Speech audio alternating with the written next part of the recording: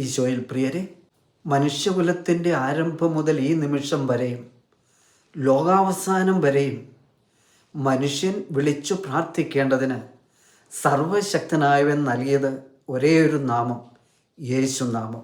അപ്പസ്തോല പ്രവർത്തനങ്ങൾ 4-ാം അധ്യായത്തിൽ നാം കാണുന്നു. നിങ്ങൾ കുരിശിൽ തറച്ചു കൊല്ലുകയും മരിച്ചവരിൽ നിന്ന് ദൈവം ഉയർപ്പിക്കുകയും ചെയ്ത നസ്രായനായ യേശുവിൻ്റെ നാമത്തിലാണ് ഈ മനുഷ്യൻ സുഖം പ്രാപിച്ച് നിങ്ങളുടെ മുന്നിൽ നിൽക്കുന്നത്. വീട്ടുപണിക്കാരായ നിങ്ങൾ തള്ളിക്കളഞ്ഞ കല്ല് മൂലക്കല്ലായി തീർന്നു. ആ കല്ലാണ് യേശു. മറ്റാരിലും രക്ഷയില്ല. ആകാശത്തിനു കീഴെ മനുഷ്യരുടെ ഇടയിൽ നമുക്ക് രക്ഷയ്ക്കു വേണ്ടി മറ്റൊരു നാമവും നൽകപ്പെട്ടിട്ടില്ല.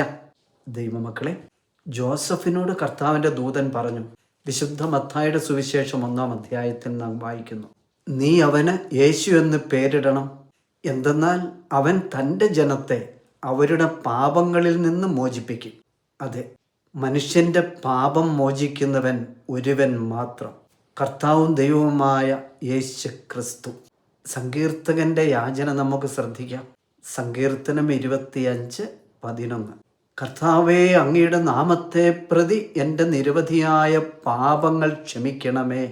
ദൈവമക്കളെ, യേശു എന്ന നാമം നമുക്ക് പാപമോചനം നൽകും, സൗഖ്യം നൽകും, ബന്ധനങ്ങളിൽ നിന്ന്, പൈശാചിക പീഡകളിൽ നിന്ന് വിടുതൽ നൽകും, നമ്മെ രക്ഷിക്കും.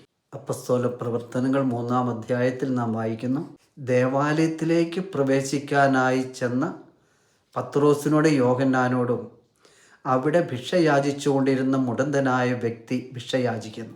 പത്രോസ് ആ മുടന്തനോട് പറഞ്ഞു, വെള്ളിയോ സ്വർണമോ എൻ്റെ കയ്യിലില്ല, എനിക്കുള്ളത് നിനക്ക് ഞാൻ തരുന്നു. നസ്രായനായ യേശു ക്രിസ്തുവിൻ്റെ നാമത്തിൽ നീ എഴുന്നേറ്റ് നടക്കുക. പത്രോസ് കൈക്കു പിടിച്ചവനെ എഴുന്നേൽപ്പിച്ചു. ഉടൻ തന്നെ അവൻ്റെ പാദങ്ങളും കണങ്കാലുകളും ബലം പ്രാപിച്ചു. അവൻ ചാടി എഴുന്നേറ്റ് നടന്നും കുതിച്ചു ചാടിയും ദൈവത്തെ സ്തുതിച്ചുകൊണ്ട് അവൻ അവരോടൊപ്പം ദേവാലയത്തിൽ പ്രവേശിച്ചു. പ്രിയ ദൈവജനമേ, കർത്താവ് അയച്ച 72 പേർ സന്തോഷത്തോടെ മടങ്ങി വന്ന് യേശുവിനോട് പറയുന്നത് നമുക്ക് കേൾക്കാം. കർത്താവേ, നിന്റെ നാമത്തിൽ പിശാചുക്കൾ പോലും ഞങ്ങൾക്ക് കീഴ്പ്പെടുന്നു. സങ്കീർത്തനം 118 സങ്കീർത്തകൻ പറയുകയാണ്, കർത്താവിൻ്റെ നാമത്തിൽ ഞാൻ അവരെ വിച്ഛേദിച്ചു. തൻ്റെ നാമത്തെ പ്രതി തൻ്റെ ജനത്തോട് കരുണ കാണിക്കുന്ന കർത്താവായ ദൈവം. യെശയ്യാ പ്രവാചകന്റെ പുസ്തകം 48-ാം അധ്യായത്തിൽ നാം വായിക്കും, എൻ്റെ നാമത്തെ പ്രതി ഞാൻ കോപമടക്കി, എൻ്റെ മഹിമയ്ക്കായി നിന്നെ വിച്ഛേദിക്കാതെ ഞാനത് നിയന്ത്രിച്ചു. ഞാൻ നിന്നെ ശുദ്ധീകരിച്ചു, എന്നാൽ വെള്ളി പോലെയല്ല. കഷ്ടതയുടെ ചൂളയിൽ നിന്നെ ഞാൻ ശോധന ചെയ്തു. എനിക്ക് വേണ്ടി മാത്രമാണ് ഞാനിത് ചെയ്യുന്നത്. എൻ്റെ നാമം എങ്ങനെ കളങ്കിതമാകും? എൻ്റെ മഹത്വം ഞാൻ ആർക്കും നൽകുകയില്ല. കർത്താവിൻ്റെ ജനമേ, ദൈവജനം കർത്താവിനെ അവഗണിക്കുമ്പോഴും അവിടുത്തെ വചനങ്ങളെ ധിക്കരിച്ച് ജീവിക്കുമ്പോഴും അവിടുത്തെ തള്ളിക്കളയുമ്പോഴും എന്തുകൊണ്ട് കർത്താവ് ക്ഷമയോടെ വർത്തിക്കുന്നുവെന്ന് എസക്കിയേൽ പ്രവാചകനിലൂടെ കർത്താവ് പറയും.